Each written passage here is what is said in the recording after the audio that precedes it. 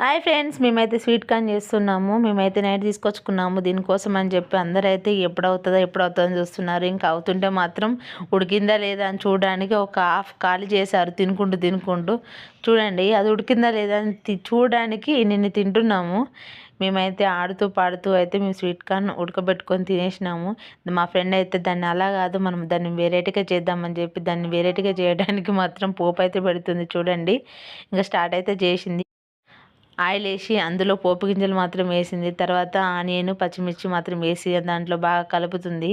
దీని టోటల్గా అయిపోయిన తర్వాత దీని టేస్ట్ ఎలా ఉంటుందో, ఆ సాల్ట్ వేసి ఉడకబెట్టారు, అదైతే బాగా వచ్చింది. దీన్ని ఇంకా రుచిగా చేస్తానని అయితే మా ఫ్రెండ్ అయితే చేయడం స్టార్ట్ చేసింది. చూడండి, చూడడానికి అయితే కలర్ఫుల్గా ఉంది. టేస్ట్ అయితే చూడాలి మరి ఎలా ఉంటుందో.